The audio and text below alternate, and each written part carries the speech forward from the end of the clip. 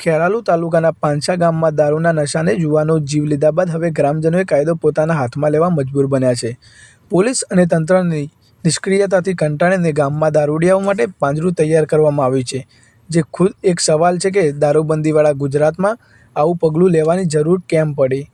હવે જો કોઈ ઈસમ ગામમાં દારૂ પીને ફરતો ઝડપાશે તો તેને કોઈપણ રિયાયત વગર સીધા 12 કલાક માટે પાંજરામાં બંધ કરી પોલીસને સોંપવામાં આવશે। આ નિર્ણય કોઈ શોખથી નહીં પરંતુ લોહિયાળ પરિણામોને બહાર લેવાયો છે। ગ્રામસભામાં દારૂ પીવા પર, દારૂ વેચવા પર અને જાહેરમાં ગાળો બોલવા પર સંપૂર્ણ પ્રતિબંધ જાહેર કરવામાં આવ્યો છે। નિયમ તોડનાર સામે સામાજિક બહિષ્કાર અને કડક કાર્યવાહી કરવાનો સંદેશ પણ ખુલ્લેઆમ આપી દેવાયો છે। ઉલ્લેખનીય છે કે રાવત સમાજ અને ઠાકોર સમાજના 2-3 યુવાનો દારૂના નશામાં પોતાના જીવ ગુમાવી બેઠા હતા। આ મોત માત્ર અકસ્માત નહીં પરંતુ તંત્રની બેદરકારીને ખુલ્લેઆમ વેચાતા દારૂ અને મૌન દર્શકોએ બનાવેલી વ્યવસ્થાઓનો સીધો પુરાવો છે। પાંછા ગામે આજે સ્પષ્ટ કહી દીધું છે કે જ્યારે કાયદો સૂઈ જાય છે ત્યારે જનતાને જાગવું પડે છે। આ નિર્ણય માત્ર ગામ પૂરતો નહીં પરંતુ આખા ગુજરાત માટે ચેતવણીરૂપ છે। ગ્રામસભાનું આયોજન કરેલું હતું। સરપંચશ્રી અને બધા સભ્યો દ્વારા ગામમાં જાહેરાત કરી અને તમામ સમાજના યુવાનો અને વડીલો આજે રાત્રે ભેગા થઈ અને ખાસ દારૂબંધી અને વ્યસન મુક્તિ માટેની ચર્ચા કરવા માટે ભેગા થયા હતા। બધા જ ગામ લોકોએ એક જ અવાજે સંપૂર્ણ ગામ વ્યસન મુક્ત બને એ દિશામાં પગલાં ભરવા માટે બાંહેધરી આપી છે અને અમે બધા ગામના આગેવાનો આજથી જ દારૂબંધી માટે ખૂબ પૂરો પ્રયત્ન કરીશું અને અમારા ગામમાં કોઈ પણ યુવાન કે કોઈ વડીલ દારૂ પીતા થાય નહીં, આ બધીમાંથી મુક્ત થાય અને બધાના સૂચન અનુસાર ગામમાં એક પોજરું પણ બનાવવાનું નક્કી કર્યું, જેથી કરીને જાહેરમાં એને પૂરવામાં આવે તો એ કામ કરતો બંધ થઈ જાય।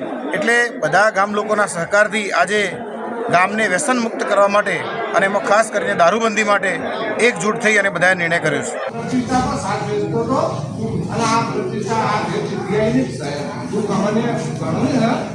કહેવાનો મતલબ એ કે દારૂડિયા માટે તો મેં એટલી ભયંકર સજાઓ ઓછી કઈ નહીં, એક ઉપર તો અસર થઈ જાય ને તો ફેર જિંદગીમાં પરવા ભેગો સોળા કપડા માળા કેમ કે અમારે અને પોજરાનો પ્રસ્તાવ ખુલ્લું પાજરું છે એને આખો દિવસ વૈકાને જેલમાં ખુલી નાખશું, આખું ગામ આવતા જોર જો આ દારૂડિયા ઉતર્યું અને પછી રાતી બોલે, રાતી પોલીસ બોલે પકડી જાઓ એ સાઈના મોહાળમાં જ આવો 15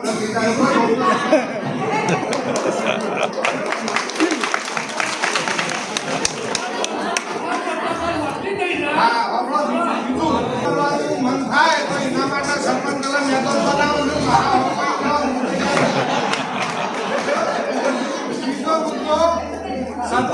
એ ગોમને તો લાગુ પડશે ને આપણે બધા એ છે આપણને ખબર હશે, પણ બહારથી આવેલો કોઈ બોર્ડ વાંચીને તો એનું ની અનુસરે તો એના માટે બધું તૈયાર જ